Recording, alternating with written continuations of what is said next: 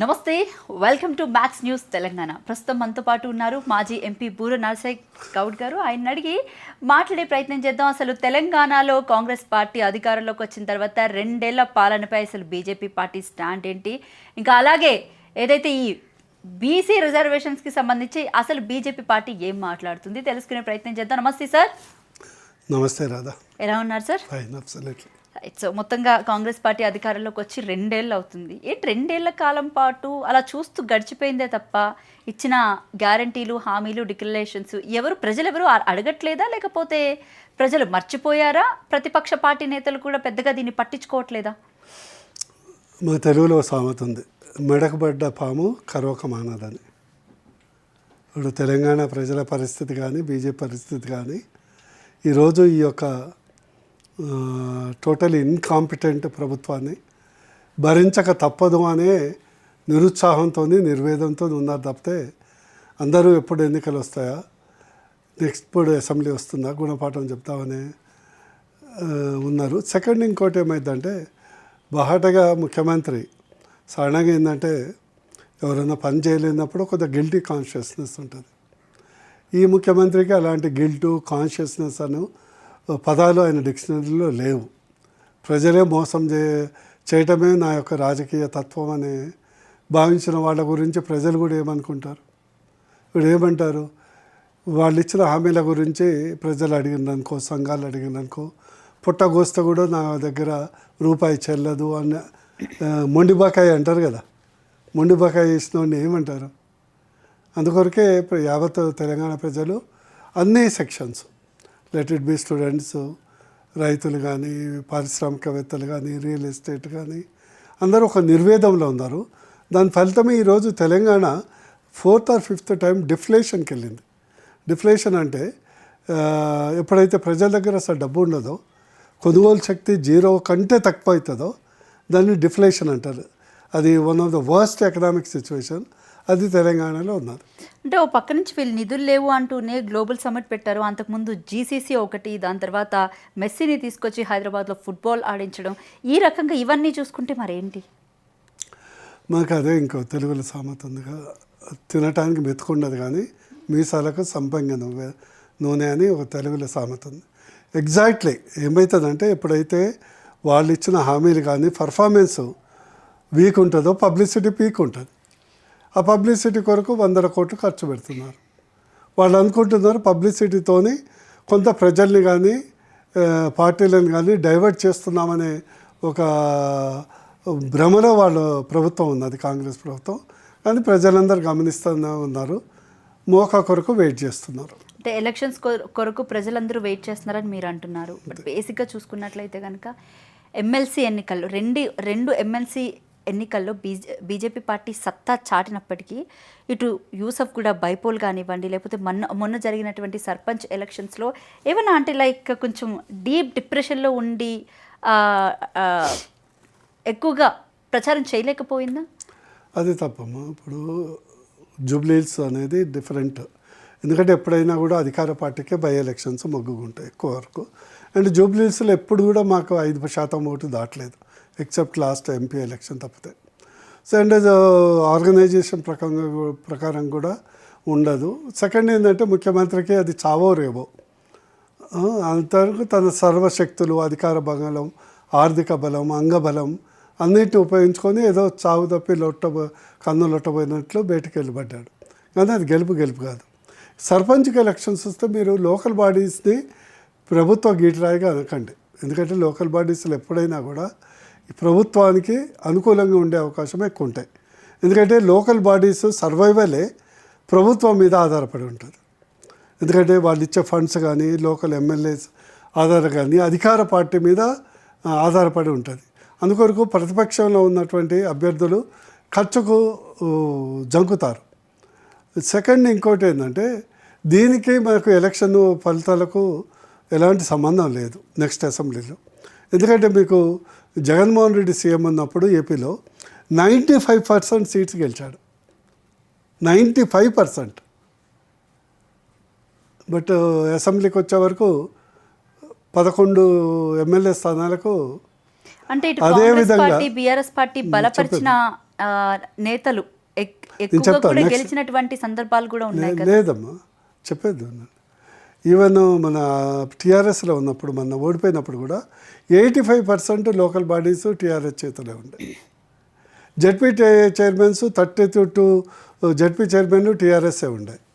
అందుకొరకు దీనికి అసెంబ్లీకి పొంతదం ఉండదు. ఎందుకంటే దాంట్లో 90% గెలిచినటువంటి జగన్మోహన్ రెడ్డి 11 ఎమ్మెల్యేలకు పరిమితమైంది. అంటే దాన్ని బట్టి not even 10% MLAs.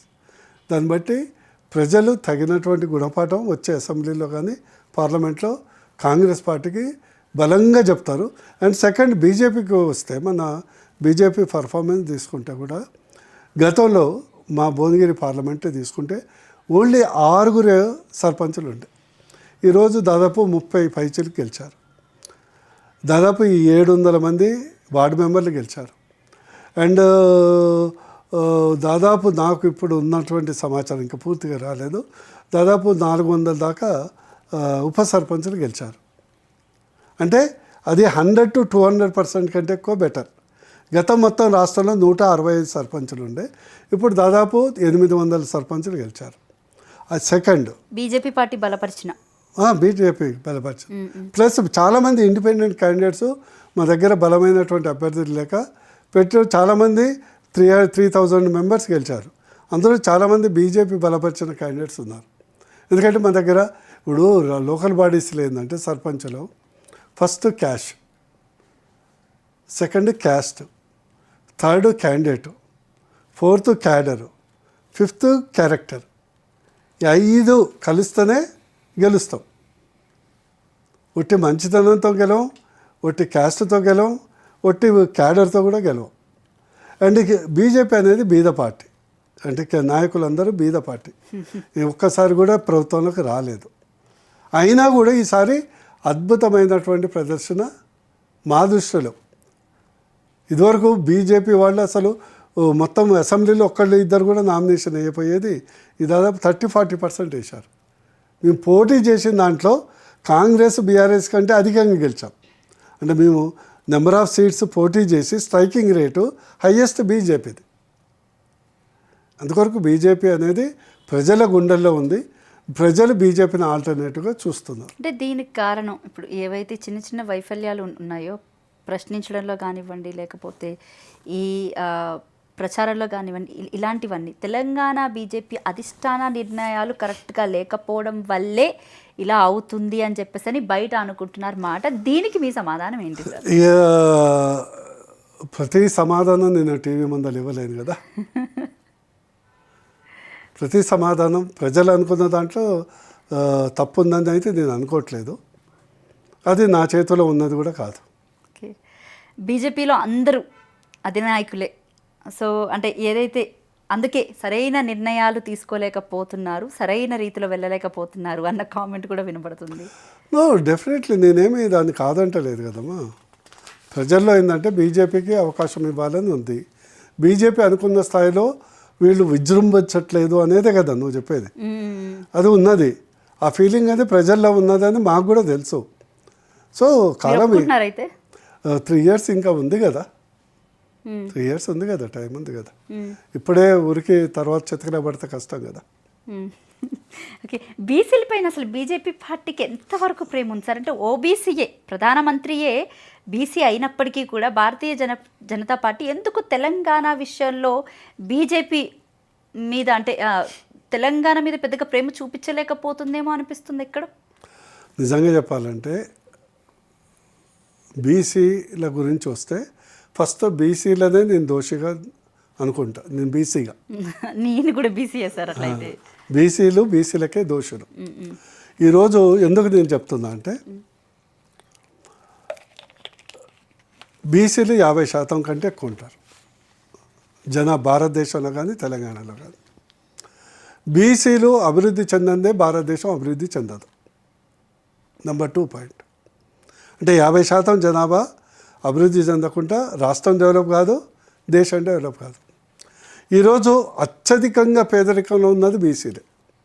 Compare to even SC ఎస్టీల కంటే కూడా మీరు నెంబర్ ఆఫ్ ఏకర్స్ ల్యాండ్ తీసుకోండి, వెల్త్ తీసుకోండి, హౌజెస్ తీసుకోండి, అత్యధికంగా వెనుకబడ్డది బీసీలు.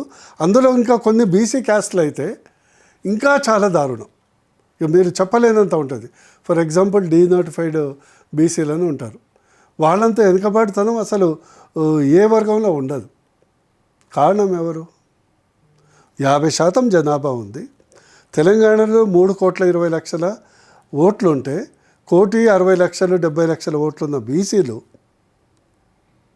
మీరు ఓటు సోయి లేకుండా, ఓటు మీ యొక్క శత్రువులకేసి, ఓటు మిమ్మల్ని అంచివేసే వాళ్ళకేసి, ఓటు మిమ్మల్ని దగా చేసే వాళ్ళకు ఓటేసి ఎప్పుడు యాచించటము తప్పెవరిది? రాజ్యాంగం హక్కు ఇచ్చింది కదా, ఓటు హక్కు ఇచ్చింది కదా. ఎందుకు నేను ఈ బాధతో చెప్తున్నా అంటే, నేను ఒకటే చెప్తాను, ప్రజలు బాగుపడితేనే రాష్ట్రం బాగుపడుతుంది, రాష్ట్రం బాగుపడితే దేశం బాగుపడుతుంది. ఇంకోటి నేను చెప్తా, ఒక్కరి దగ్గర 1,00,000 కోట్లు కాదు, 1,00,000 మంది దగ్గర ₹1,00,000 ఉండాలి. ఈరోజు మీకు తెలుసమ్మా, తెలంగాణ రాష్ట్రంలో 84 లక్షల కోట్ల సంపద ఉంది. అప్రాక్సిమేట్ 84 లక్షల కోట్ల సంపద. తెలంగాణలో 10 కుటుంబాల దగ్గర 5 ఫ్యామిలీస్ దగ్గర 10 ఫ్యామిలీస్ దగ్గర 5 లక్షల కోట్లు ఉంది. Only 10 families. 1 కోటి మంది బీసీల దగ్గర కూడా 5 లక్షల కోట్లు లేదు. 1 కోటి మంది బీసీల దగ్గర కూడా 5 లక్షల కోట్లు లేదు. అత్యధిక మంది 70, 80, 90% బీసీలు లివింగ్ ఫర్ లివింగ్, అంటే వాళ్ళ జీవితమే బతకటానికి జీవిస్తున్నారు. లేవాలి, కష్టపడాలి, పిల్లల చదువు చెప్పించుకోవాలి, ఈఎంఐలు కట్టుకోవాలి, ఇల్లు ఇటుక పేర్చి ఇల్లు కట్టుకుంటే ఇల్లు లాంటి ఇల్లు, చాలామందిది 2 బెడ్రూమ్ హౌస్ కూడా ఉండదు. జీవితం మొత్తం దానికి ఈఎంఐ కట్టాలి.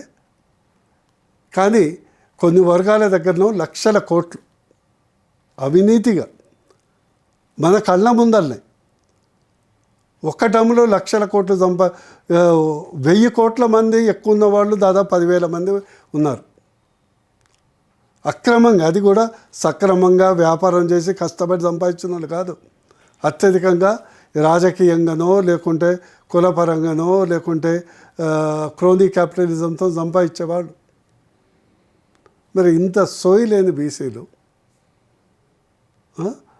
దినదినం కష్టంగా బతికేటువంటి బీసీలు ఓటు సోయి లేనప్పుడు ఎవరిని నిందించాలి? రాజకీయ నాయకులైతే దాదాపు ఈరోజు ఇప్పటి వరకు పాలించిన వాళ్ళు అత్యధికంగా ఫ్యూడల్ లీడర్స్ ఒకటి ఏంటంటే, మేము లక్షల కోట్ల సంపాదించాలి, అత్యధిక జనాభా అణచివేయబడి ఉండాలి. ఎందుకు మరి తెలంగాణ రాష్ట్రంలో బీజేపీ వాళ్ళు బీసీలకి అవగాహన కల్పించట్లేదు? బీసీ ఇప్పుడు చూడమ్మా, ఈ రాజకీయ పార్టీలు ఏవైనా కూడా పొలిటికల్ పార్టీస్, నేను ఎప్పుడు చెప్తుంటాను, సిద్ధాంతాలు ఏవైనా కూడా, ఈరోజు మోడీ గారు ఉన్నారు, నిస్వార్థంగా పాపం ఆయన కష్టపడి జీవితం మొత్తం ₹1 సంపాదించుకోకుండా ఎంతో కష్టపడుతుండే, 24 గంటలు పాపం ఈ ఏజ్లో కూడా విశ్రామం లేకుండా ఎప్పుడు 24 గంటలు తిరుగుడో దేశాలు విదేశాలు పథకాలు చేస్తుండు. మరి బీసీలు ఆయన్ని చూసి సోయి తెచ్చుకోవాలి కదా. ఏ పార్టీ చేయదు. నేను చెప్తున్నా కదా, నువ్వు స్వతహాగా, నీకు ఒక శ్లోకం చెప్తాను, భగవద్గీతలో ఉంటుంది, ఉద్ధారేత్ ఆత్మానాం అంటారు శ్రీకృష్ణుడు. అంటే నువ్వు ఉద్ధరించుకోవాలి. దురదృష్టవశాత్తు భారతదేశంలో కుల వ్యవస్థ వల్ల అందరినీ అణిచివేయాలనే దృక్పథం లీడర్స్కి ఉంటుంది, ఫ్యూడల్ లీడర్స్. ఫర్ ఎగ్జాంపుల్ నేను చెప్తున్నాను, మీ ఫీల్డ్ తీసుకుందాం, ఏది మీడియా ఫీల్డ్ తీసుకుందాం. ఈరోజు సంవత్సరానికి దాదాపు 1,000 కోట్లు ఖర్చు పెడతారు. దాదాపు 10 నుంచి 20 మెయిన్ ఛానల్స్, మెయిన్ పేపర్స్ ఉంటాయి. నాకు తెలిసి 1000 దాకా ఈ YouTube channels, social media channels, digital channels ఉంటాయి. ఒక 100 కోట్ల బడ్జెట్ వీళ్ళకి పెట్టచ్చు కదా, పెడతారా? ఒక 100 కోట్లు వ్యూవర్షిప్ను బట్టి నెలకు 10,000 ఇచ్చినా కూడా సంతోషపడే ఛానల్స్ చాలామంది బతుకుతారు, చెయ్యరు. Feudal mentality. లక్షల కోట్లు ఉన్నోళ్ళే పెద్ద పెద్ద ఛానల్స్ పెట్టుకుంటారు. ఎందుకంటే అది ప్రజల్ని మైండ్ సెట్ కంట్రోల్ చేయాలి కాబట్టి. అందుకొరకు బీసీలు బాగుపడాలంటే బీసీలు బాగుపడితేనే భారతదేశం బాగుపడుతుంది. మరి కామారెడ్డి డిక్లరేషన్ ప్రకారం రేవంత్ రెడ్డి కానీ బీఆర్ఎస్ కానీ ఇంకే ఫ్యూడల్ అంటే లీడర్స్ బీజేపీ పార్టీ కాంగ్రెస్ కి సపోర్ట్ చేయట్లేదు బీసీ రిజర్వేషన్స్ లో. మరి ఏది బీజేపీ పార్టీ కాంగ్రెస్ వాళ్ళకి సపోర్ట్ ఎవ్వరు నేను చెప్పేదమ్మా, రిజర్వేషన్ అనేది వెరీ స్మాల్ ఇష్యూ. నేను అనేది ఆర్థిక ఎదుగుదల లేనిది ఈ స్థానిక సంస్థల రిజర్వేషన్ అనేది స్మాల్ ఇష్యూ. మరి రేవంత్ రెడ్డి ఇప్పుడు సప్లాన చట్టబద్ధత కల్పిస్తాము, 1,00,000 కోట్లు ఇస్తామన్నారు. అది కోట్లు ఏం అడ్డం రాదు కదా. కోట్లు ఎట్లా కొట్లేస్తాయి. కోట్లు కూడా బీసీలకు వ్యతిరేకమే. కోట్లు కూడా 100%. ఈ దేశంలో 2 లాస్ ఉంటాయి. ఒకటి ఫర్ బీసీస్, ఒకటేమో అందరికీ ఒక లా, బీసీలకు ఒక లా. ప్రతిదీ బీసీకి వ్యతిరేకంగా ఉంటుంది. అది కోర్టు పోని, సుప్రీంకోర్టు కానీ, హైకోర్టు కానీ, ఈ రాజకీయ వ్యవస్థలు కానీ. అంతో ఇంతో మోడీ గారు ఉండబట్టి బీసీలకు కనీసం ఒక 27% మంత్రి పదవుల్లో కానీ, వివిధ స్థానాల్లో బీసీలకు కానీ, అంతో ఇంతో బీసీలకు కొన్ని పథకాలు కానీ, వివిధ స్కీములు కానీ రావటం మోడీ గారు చలవాలి. Let me tell you. అంతో ఇంతో బీజేపీలో కొంత ఇంకా చాలా వర్గం దేశం బాగుండాలంటే బీసీలు కూడా బాగుండాలనే దృక్పథం ఉంటుంది. కానీ మేజర్ ఈ కాంగ్రెస్ అయితే number 1 anti BC and feudal party. వాళ్ళకి అవినీతి అనేది మనం ఈరోజు ఇంత పేదరికంలో ఉండటానికి కారణం only because of our leaders, not because of our country, not because of the skill, not because of the intellectuality, only feudal leaders. ఈరోజు నేను ఎప్పుడు చెప్తుంటాను, నాకు దేవుడు ఆ పవర్ ఇస్తే ఒక టర్మ్లో 10 లక్షల కుటుంబాన్ని కోటీశ్వరులు చేస్తాం. ఎలా సార్? Very simple. నీకు ఆపర్చునిటీ కల్పించటం. ఈరోజు నీకు చెప్తున్నా, మైనింగ్ ఇండస్ట్రీ ఎగ్జాంపుల్ చెప్తా. మైనింగ్ ఇండస్ట్రీ ఉసుక మీద 10,000 నుంచి 15,000 కోట్ల వ్యాపారం అవుతుంది. దేవుడు ఇచ్చింది, భూమాత ఇచ్చింది, ఎవరు ఇన్వెస్ట్ చేసి. ప్రభుత్వానికి రావాల్సింది ఓన్లీ రాయల్టీ, సెస్. కానీ అది 10 మంది చేతిలో ఉంటుంది. నిబద్ధత ఉన్న ప్రభుత్వం ఉంటే నిరుద్యోగ యువతకు, పేద యువతకు క్లస్టర్ చేసి మనిషికి ఒక 50 లారీలు పర్మిషన్ ఇస్తే వాళ్ళు 1 సంవత్సరంలో లక్షాధికారులు అవుతారు. ఆ డబ్బులతోనే ఏదో వ్యాపారం పెట్టుకుంటారు. చెయ్యరు. ఈరోజు నా కళ్ళ ముందల 7 సంవత్సరాల్లో 1,00,000 కోట్లు సంపాదించిన వాళ్ళు ఉన్నారు. తెలంగాణ పుణ్యం అంటూ ఒక 10 కుటుంబాలు దాదాపు 1,00,000 కోట్ల అధిపతులైనరు ఆఫీషియల్.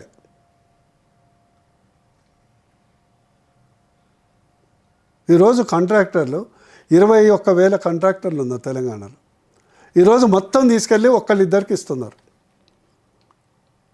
ఓ ఫెడరల్ మైండ్స్, మోడీ లాంటి మనస్తత్వం, అందరికీ సబ్కా సాత్ సబ్కా వికాస్ లాంటి ఆలోచన మాలాంటి వాళ్ళు ఉంటే 1,000 మందికి ఇస్తాం ఆ contract.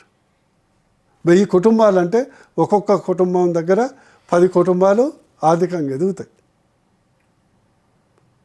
Decentralisation, corruption centralisation, power centralisation, opportunity centralisation. ఇక భారతదేశం ఏం బాగుపడుతుంది? ఈరోజు నేను చూస్తున్నా కదా, మా చాలామంది మిడిల్ క్లాస్ మా హాస్పిటల్స్లో నర్సులుగా, వార్డు బాయ్లుగా వీళ్ళందరూ పనిచేస్తారు. జీవితాంతము కష్టపడితే ఒక ఇల్లు కట్టుకోలేరు, జీవితాంతం. మరి వీళ్ళు 9,272 ఎకరాలు 6 లక్షల అవినీతికి ఈ యొక్క ప్రభుత్వం తెరలేపింది. మీడియా మాట్లాడదు, కోర్టులు అడ్డం రావు, అనేక పార్టీ సీనియర్ నాయకులు గప్చుప్పున ఉంటారు. హెల్టీపీ పాలసీ గురించి మాట్లాడుతున్నారా? అంతే సింపుల్. ఎక్కడైనా ఉద్యమం ఉందా? 9,272 ఎకరాలు ఈరోజు మార్కెట్ వాల్యూ 6.5 లక్షల కోట్ల రూపాయలు. అది నిజంగా మనం సద్వినియోగం చేసుకుంటే, ప్రభుత్వం పరిశ్రమలకు ఇచ్చినప్పుడు పరిశ్రమలు బంద్ చేస్తే అది ప్రభుత్వానికి చెందుద్ది, అది రియల్ ఎస్టేట్ ప్రాపర్టీ కాదు. ఈరోజు ఫార్మాసిటీ నా కాన్స్టిట్యున్సీలో 20,000 ఎకరాలు ఫార్మాసిటీ పేరు మీద తీసుకున్నారు. తీసి రేపు పరిశ్రమలకు ఇచ్చేసి వాళ్ళు రియల్ ఎస్టేట్ చేస్తే ఎకరానికి 10 లక్షలు 20 లక్షలు ఇచ్చి లాక్కొని రైతుల దగ్గర నీకు 20,000 కుటుంబాలు పేదలుగా మేము మార్చినాం కదా. ఎప్పుడు మీలాంటి యువత middle class lower middle class ఎప్పుడు జీవితం లేస్తే నేను చూస్తున్నా కదా, నాకే అనిపిస్తుంది ఇబ్బంది. నాలాంటి వాడికి అప్పుడప్పుడు అరే డబ్బుల గురించి ఇబ్బంది అవుతుంది. నెలకు 20,000 15,000 30,000 సంపాదించేటోళ్ళు, రెంటెడ్ ఇంట్లో ఉండేటోళ్ళు కరెంటు వాడాలన్నా 10 సార్లు సినిమా పోవట్లేరు. ఎందుకు పోవట్లేరు? ఈరోజు ఐబొమ్మ రవి దాని మీద ఏదో రాబిన్ హుడ్ లాగా అందరూ సపోర్ట్ చేస్తారు. ఎందుకంటే సినిమా పోవాలంటే 1,000-2,000 రూపాయలు. ప్రీమియర్స్కి వచ్చేసరికి అసలు టికెట్ రేట్స్ అసలు ఎవడు నీకు 100 కోట్లు ఇవ్వమన్నాడు అండి? ఎవడు ప్రీమియర్ షో ఇవ్వమన్నారు? నేను చెప్తున్నా కదా, ఈరోజు మీడియా ఛానల్స్, డిజిటల్ ఛానల్స్ అందరూ మిడిల్ క్లాస్ పిల్లలే పెట్టుకున్నోళ్ళు. అవును, అందరూ మిడిల్ క్లాస్ పిల్లలే. నువ్వు 100 కోట్లు ఇస్తే వీళ్ళు హ్యాపీగా నీ వార్తలు వేస్తారు కదా.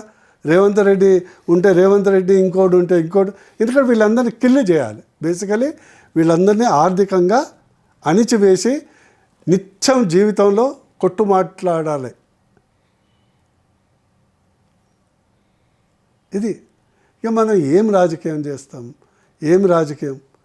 ఈరోజు 1,00,000 కోట్లు ఉన్నోడు రేపు ఎలక్షన్లో 5,000 కోట్లు ఖర్చు పెడితే రాష్ట్రం మొత్తం 80 లక్షల కోట్ల సంపద వాని చేతిలో వస్తుంది. ఇందాక మీరు మాట్లాడారు ఫార్మాసిటీ గురించి. ఫార్మాసిటీని కాస్త ఇప్పుడు ఫ్యూచర్ సిటీ అని చెప్పేసి ఆయన ప్రచారం చేస్తూ ఉన్నారు. గ్లోబల్ సమిట్ పెట్టడం జరిగింది అక్కడ. తెలంగాణ తల్లి విగ్రహం ఎంతో గౌరవంగా, అంటే తెలంగాణ వచ్చిన తర్వాత పార్టీలు ఏదైనా కావచ్చు, అందరూ కొట్లాడి తెచ్చుకున్న తెలంగాణ అప్పుడు అందరూ ఏకీభవించి పెట్టుకున్నటువంటి తెలంగాణ తల్లిని అవమానించి ఇప్పుడు కాంగ్రెస్ వాళ్ళు వేరే తెలంగాణ తల్లి కొత్త విగ్రహాన్ని రూపొందించారు. కనీసం దానికన్నా గౌరవం ఇచ్చారా అంటే ఆ ఫ్యూచర్ సిటీలో ఆ తెలంగాణ తల్లిని పెట్టి ఆ తెలంగాణ తల్లి పరిస్థితి ఏంటో మీరు చూసారా? కనీసం ఇంత రియల్ ఎస్టేట్ బ్రోకర్లమ్మా. ఈరోజు ప్రభుత్వాలు నడిపించేదంతా రియల్ ఎస్టేట్ బ్రోకర్లు. ప్రభుత్వాన్ని నడిపించే ఒక సిద్ధాంతము, ఒక మనసు, ఒక దేవుడు ఒక అవకాశం ఇచ్చాడు ప్రజలకు మంచి చేయాలని, తప్పితే ప్రతిదీ కబ్జా చేయాలని ఉన్న మనస్తత్వం ఉందండి. ప్రజలు చెప్పుతో కొట్టుకోవాలి.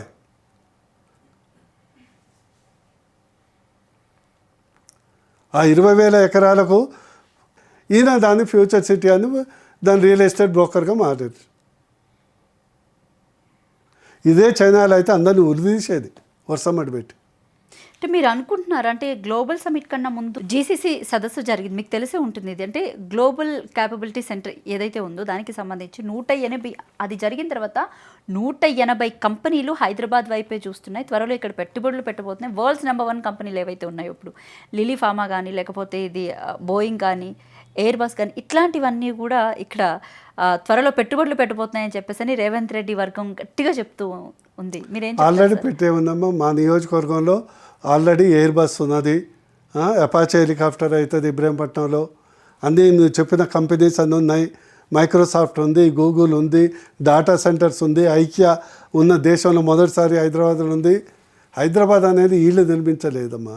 Hyderabad as a cosmopolitan, good geological location, seismic activity తక్కువ, మంచి weather, skilled labour and cosmopolitan. ఇక్కడ నువ్వు ఏ లాంగ్వేజ్ మాట్లాడుతున్నావు, నువ్వు తెలుగు వస్తుందా, నీకు హిందీ వస్తుందా, లేకుంటే కన్నడం వస్తుందా, మరాఠీ వస్తుందా అని ఎవరిని పట్టించుకోము. జీవో జీనోదేవు, బతకనియ్యి అందుకొరకు వస్తారు. ఇక్కడ ప్రభుత్వం చేయాల్సింది కేవలం ఏం చేయనక్కర్లే, శాంతి భద్రతలు, infrastructure, electricity, water supply, pollution, ఈ 5 చేస్తే చాలు. మిగతా ఏం సమ్మిట్లు పెట్టక్కర్లే. ఈ సమ్మిట్లు కేవలం వీళ్ళని ఈ రైజింగ్ కొరకు, తెలంగాణ రైజింగ్ కాదు. ఏ కంపెనీ కూడా సమ్మిట్లలో ఇన్వెస్ట్ చేయదు. ఒక కంపెనీ ఇన్వెస్ట్ చేయాలంటే 100 రకాల సర్వేలు చేసుకుంటారు. ఇది కంటిన్యూస్ ప్రాసెస్. ఈ సమ్మిట్లు అనేది కేవలం ఒక ఈవెంట్. నువ్వు పెళ్ళి చేస్తావు, సడన్గా పెళ్ళి అదే రోజు ముహూర్తం పెట్టుకొని అదే రోజు పిల్లని చూసి చేయే కదా. దానికి ఎంతో హారోస్కోపు, అర్రర్స్కోపు, అన్ని టెస్టులు చేయించుకొని అంతా చేసి ముహూర్తం చూసుకొని లాస్ట్గా అది తంతు. ఇవన్నీ ఏంటంటే దిస్ ఈజ్ పబ్లిసిటీస్ అంట. ఇవి పెద్ద ఇవి ఏంటంటే పర్ఫార్మెన్స్ లేనప్పుడు ఇవే ఉంటాయి. పర్ఫార్మెన్స్ ఇప్పుడు నేను అనేది 9,000 ఎకరాలు నేను మొత్తం తెలంగాణని అద్భుతంగా డెవలప్ చేసే సంపదను నువ్వు హిల్ట్ పాలసీ అని టిల్ట్ పాలసీ అని మొత్తం కబ్జా చేయాలి.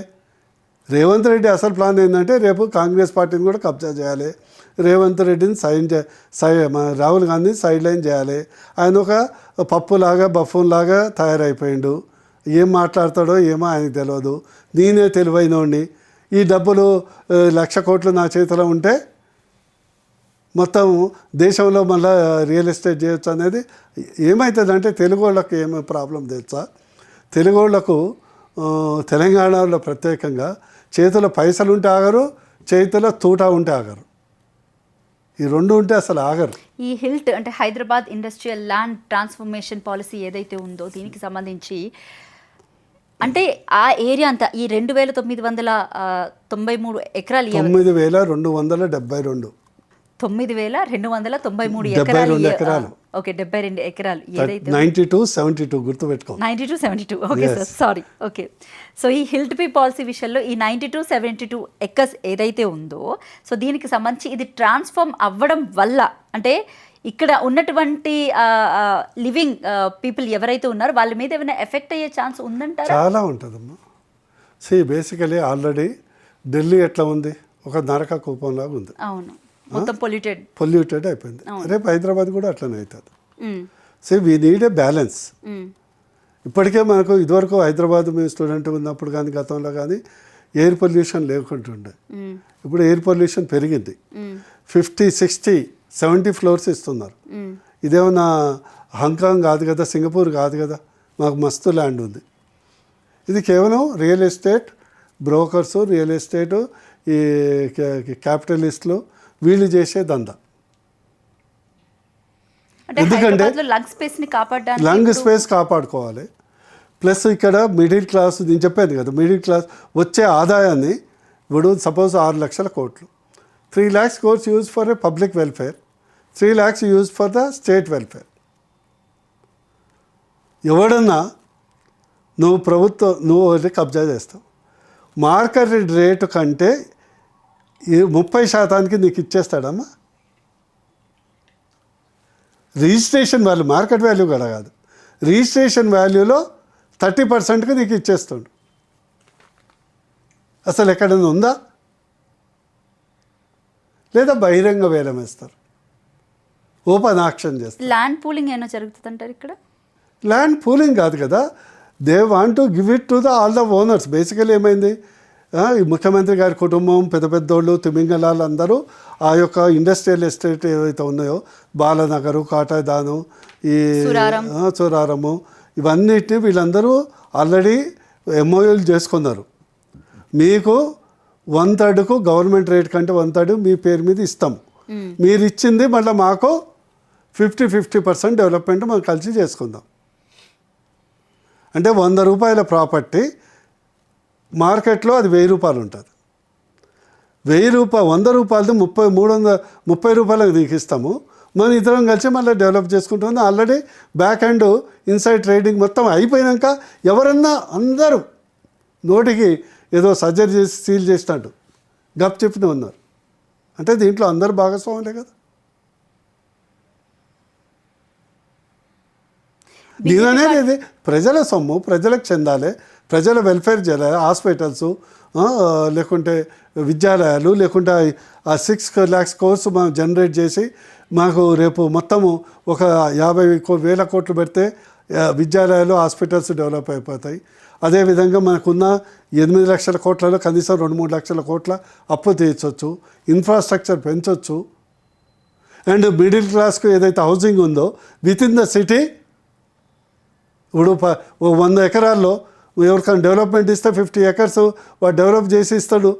గవర్నమెంట్ ₹1 ఖర్చు లేకుండా దాదాపు అందరికీ ఇండ్లు ఇవ్వచ్చు. సిటీ లోపల చెయ్యదు, ఎందుకంటే వీళ్ళు బకాసురుల కంటే బకాసురులు అయిపోయారు.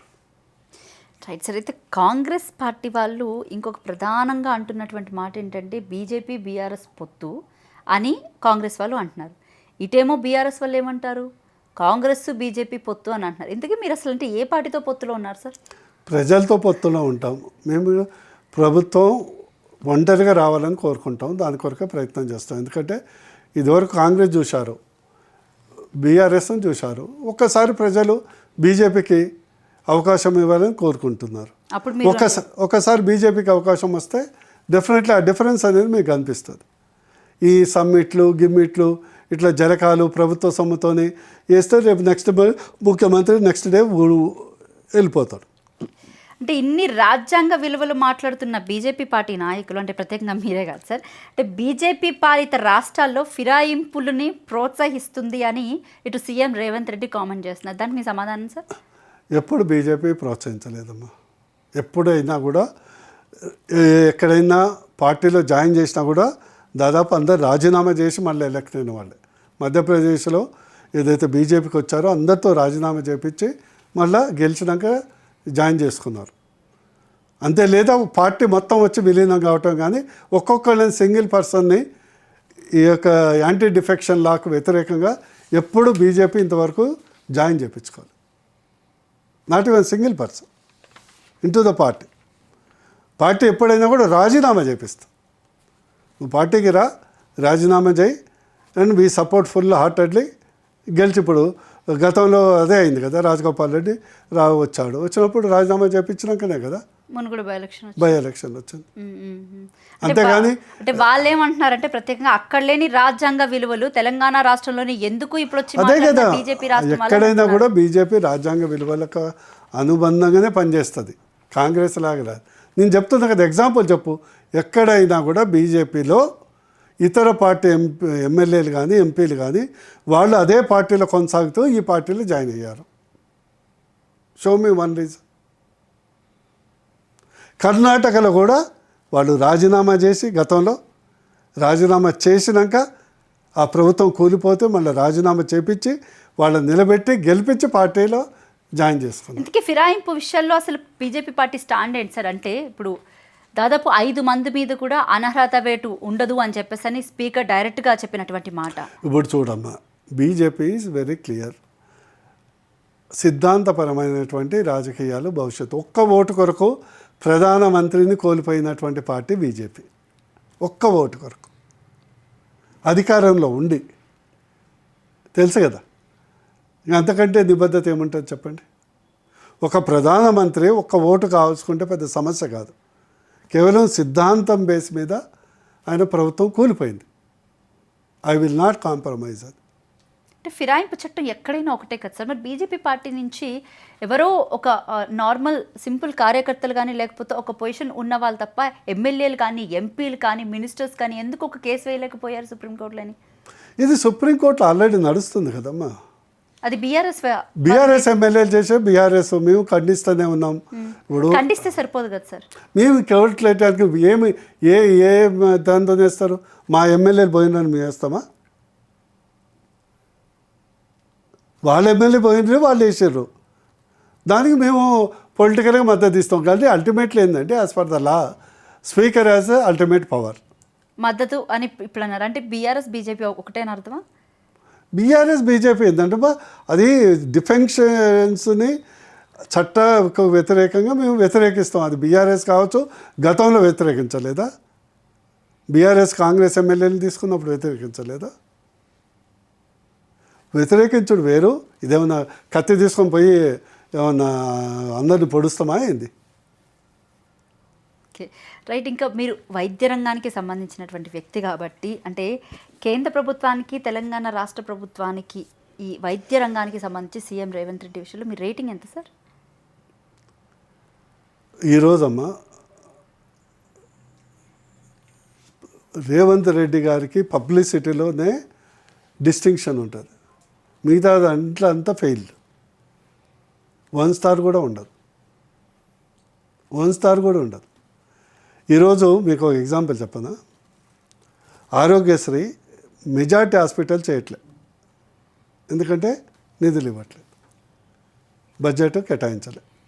2 ఇయర్స్ పెండింగ్ ఉంది. పోయిన ప్రభుత్వం కొంత బాకీ ఉంది, ఈ ప్రభుత్వం వచ్చినప్పటి నుంచి ఇంతవరకు రూపాయి ఇవ్వలేదు. ఈరోజు రేవంత్ రెడ్డి గారి స్టార్ రేటింగ్ ఏంటంటే, దేశం నిన్ననే రిపోర్ట్ వచ్చింది, మీరు చదివినో లేదు, దేశంలో 5,600 స్కూల్స్లో జీరో విద్యార్థి. అందులో 2500 తెలంగాణలో.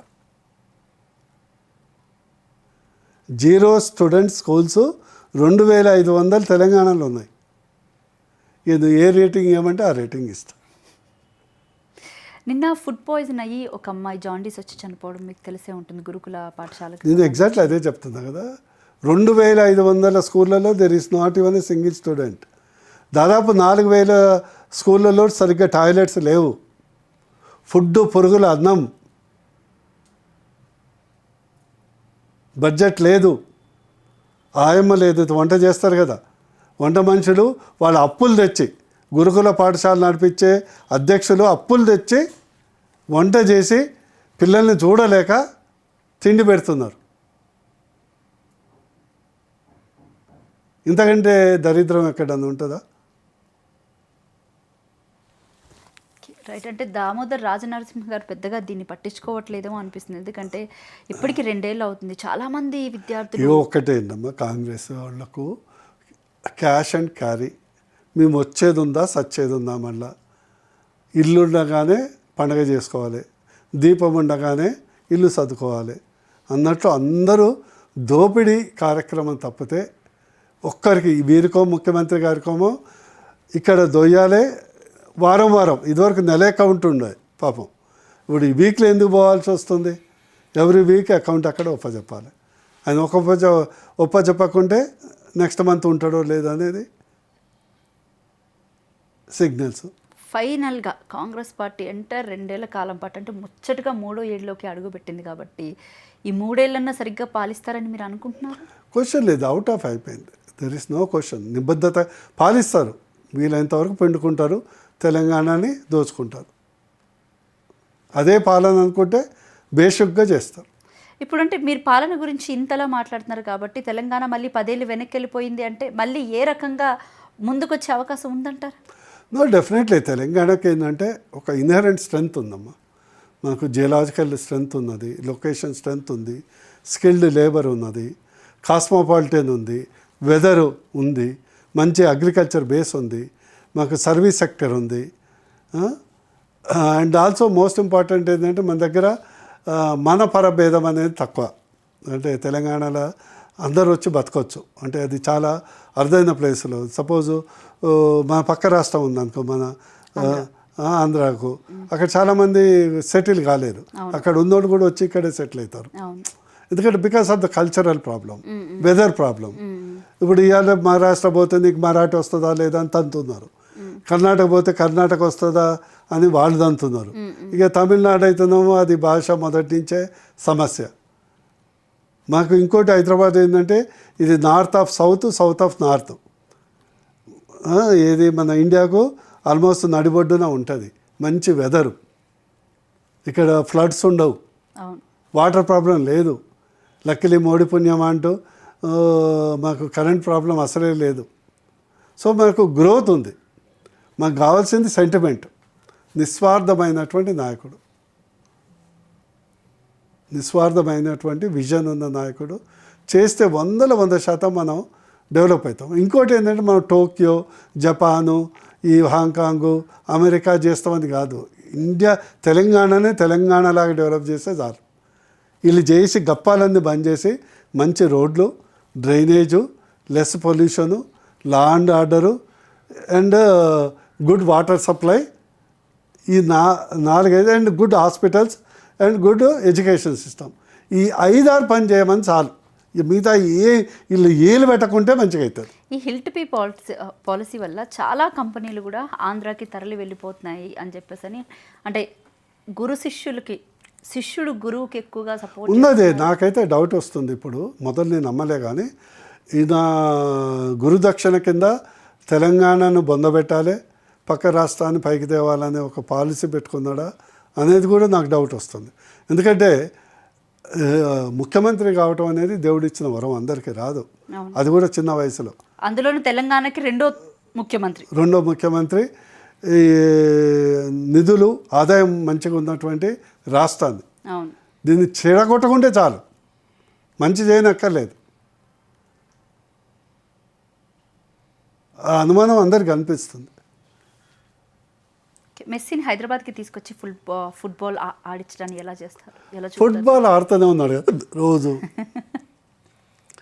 ఇప్పుడు ఆయన పాపం ముఖ్యమంత్రిని ఆయన హోదా నుండి ఏమనకూడదు, కానీ ఒకసారి ఆయన చూస్తే వేడి మాధవ్ గుర్తొస్తాడు. ముఖ్యమంత్రి సార్ ఆయన, అందుకొరకే అట్లా చేసుకుంటుండు. హుందాగా ఉండాలి కదా, నేను కోరుకునేది హుందాతనం. అంటే సీఎం ఇంత ఫిట్గా ఉన్నాడు అని చూపించుకోవడం. ఈ ఏదో పెద్ద వరల్డ్ కప్ గెలిచి వచ్చిండ్రు, ఇదే కదా. ఇవన్నీ ఏంటంటే చిన్నపిల్లలు చేస్తారు. చిన్నపిల్లలు చాక్లెట్ దొరికితే అందరికి చూపెడతారు కదా, ఊరించుకుంటా చీకుతారు. ఈయనకు సీఎం పదవి దొరికింది. అవన్నీ చిన్నపిల్లలు చేస్తారు. హుందాతనం అనేది చాలా ఇంపార్టెంట్. మళ్ళీ ముఖ్యమంత్రి అయ్యే అవకాశం ఉందంటారు సీఎం గారు? ఏ సీఎం? రేవంత్ రెడ్డి గారు. నాకు తెలిసి అయితే ఆయనే క్లారిటీతో ఉన్నాడు. నేను వచ్చేది ఉందా, ఏక్ దిన్ కా బాదిషా, ఏక్ టమ్ కా సీఎం.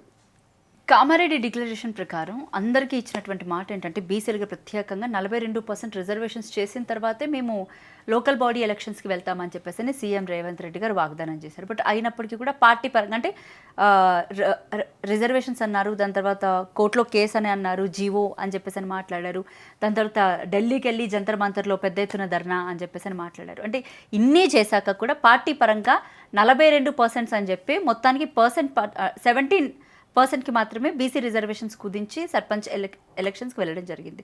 బట్ అయినప్పటికీ కూడా తెలంగాణ రాష్ట్రంలో 50%కి పైగా బీసీలు గెలవడాన్ని మీరు అసలు ఏ రకంగా చూస్తారు సార్? నిజంగా చాలా సంతోషం. ఒక విధంగా రేవంత్ రెడ్డి గారు వెన్నుపోటు పొడిచాడు బీసీలు.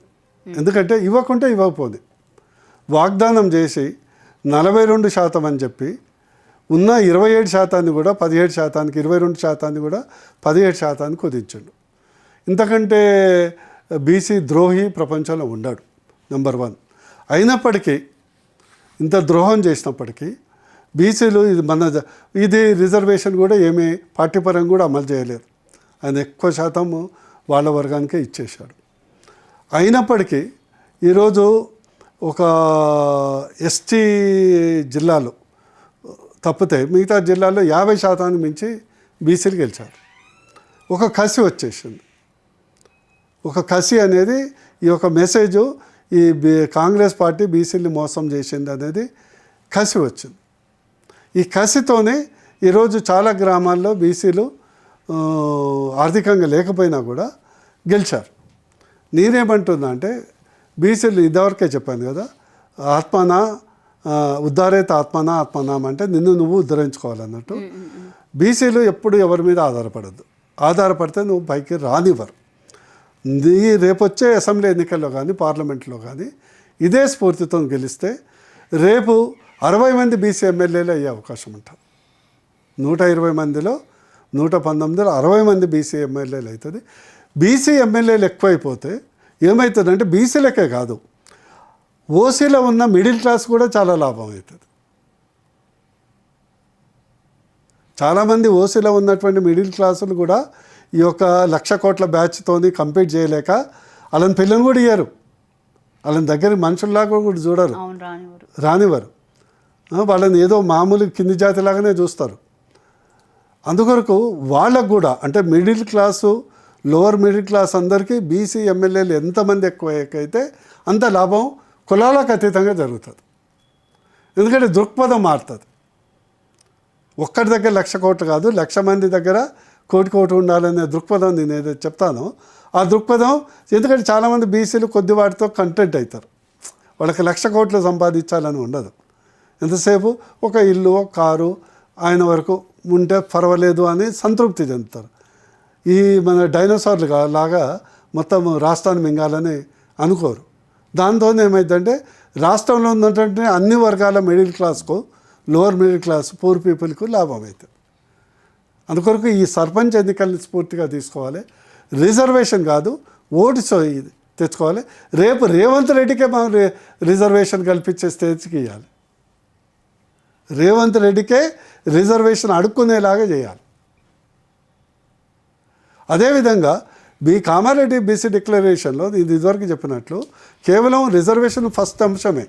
49 అంశాలు ఉన్నది ఆర్థిక అంశం. పిల్లల ఫీ రియంబర్స్మెంట్ కానీ, బీసీ భవన్లు కానీ, బీసీ సప్లాన్ కానీ, కులవృత్తుల డెవలప్మెంట్ కానీ, ఫెడరేషన్స్ కానీ, కోఆపరేటివ్ సొసైటీస్ కానీ ఒక్కటి కూడా చేయలేదంటే మనిషిలో ఎంత మనిషికి విషం ఉందో అర్థం చేసుకోండి. అందుకొరకు బీసీలకు ఇది ఒక వరం. రేవంత్ రెడ్డి గారు బీసీలని వెన్నుపోటు పడవటం బీసీలకు వరం. వాళ్ళలో ఎట్లయితే హనుమంతుడికి తన బలం తనకు తెలియదు అన్నట్టు బలం తెలిసి వచ్చింది. ఇప్పుడు 50% గెలిచాం, ఆ ధైర్యం అనేది వచ్చేస్తుంది. ఇంకోటి మీకు మహాభారతంలో ఒక స్టోరీ చెప్తా. భీముడు కౌరవులు చిన్నప్పటి నుంచి మన పాండవులు పిల్లలు కొట్లాడుకునేది. పిల్లలుగా ఉన్నప్పుడు ఏంటంటే భీముడిని మీద కొంత జలసి ఉంటుంది దుర్యోధనుడికి. అందరు కలిసి ఒక్కడున్నప్పుడు కట్టేసి ఒక చెరువులో పడేస్తారు చంపేయటానికి. అక్కడ ఉన్నటువంటి నాగలోకానికి చేరుకుంటాడు భీముడు. సో అక్కడ ఉన్నటువంటి నాగదేవతలు నాగదేవుడు అందరూ భీముడిని వదిలిచ్చేసి మంచిగా చూసుకొని వాడికి వరం ఇస్తారు. ఎలాంటి విష పదార్థమైనా కూడా చనిపోకుండా వరం ఇస్తాడు భీముడు. తర్వాత భీముడు బతికొచ్చి 100 ఏనుగుల బలమంతా భీముడికి వచ్చేస్తుంది అడిషనల్గా. అందుకొరకే అదృష్టవంతులకు ఆపదలు కూడా సంపదలుగా మారుతాయి. అదృష్టవంతులకు ఆపదలు కూడా సంపదలుగా మారుతాయి అని చెప్తాడు మహాభారతంలో. నేను చిన్నప్పుడు చదువుకున్నా. ఇట్లనే బీసీలకు ఏదైతే రేవంత్ రెడ్డి కలిగించినటువంటి వెన్నుపోటు ఈరోజు వాళ్ళలో ఆత్మస్థైర్యాన్ని ఆత్మ నిర్భరతను పెంచింది. మీరు ఇప్పుడు ఇదంతా పార్టీకి అతీతంగానే మాట్లాడుతున్నారా లేకపోతే పార్టీకి సంబంధించి కూడా మాట్లాడుతున్నారా? పార్టీలకు అతీతంగా అమ్మా. దీన్ని ఒకటే, అందరం బాగుండాలి. పార్టీలు అనేది ఒక దిక్చూచి. ఉన్న 3 పార్టీల్లో బీజేపీకి మాత్రమే సబ్కా సాత్ సబ్కా వికాస్, మిగతా 2 ఫ్యూడల్ పార్టీస్. ఫ్యూడల్ పార్టీస్ అంటే అవి రాక్షస పార్టీలు. వాళ్ళ ఏంటంటే మేము 1,00,000 కోట్లు సంపాయాలి, అందరూ పేదరికంలో ఉండాలి. అంతో ఇంతో దేశము సిద్ధాంతము కొంత సైద్ధాంతికత కొంత పాపభీతి, జీరో బడ్జెట్తో ఎలక్షన్ చేసుకోవాలన్నది ఎవరికి ఉన్నది? మోడీకి ఇల్లుందా? యోగికి ఇల్లుందా? మీరు చూడండి, నబీద్ అని 45 years అతన్ని మా సామాన్య కార్యకర్తను అధ్యక్షుని చేశారు. దాన్ని బట్టి ఏంది, యువతకి ఇవ్వాలి. అందుకొరకు ఏ పార్టీలైనా కూడా బీసీలు కానీ మిడిల్ క్లాస్ కానీ, ప్రత్యేకించి మిడిల్ క్లాస్లో కూడా, ఓసీలో ఉన్న మిడిల్ క్లాస్ కూడా నేను చెప్పేది ఏంటంటే మీది ఓటు నమ్ముకోండి. రాజకీయ పార్టీల కంటే మీ ఓటుని నమ్ముకోండి. ఓటుకి అందులో బీజేపీని నమ్ముకోండి. మొన్న జరిగిన సర్పంచ్ ఎలక్షన్స్లో ఓటుకి 25,000 ఇచ్చారంటే ఓటు నమ్ముకోండి అని మీరు అంటున్నారే. ఓటు నమ్ముకుంటే ఈ రకంగా మరి డబ్బులు వస్తున్నాయి కదా. ఇది చాలా చిన్నదమ్మా. నేను అనేది రాష్ట్ర ఎన్నికలు. ఓకే. ఎందుకంటే ఇది అలవాటు చేసింది కూడా ఈ రాక్షస పార్టీలే. ఈ కల్చర్ లేదు కదా ఇదివరకు.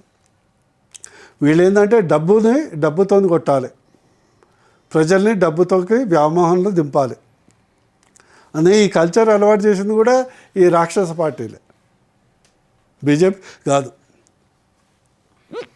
Okay, thank you sir.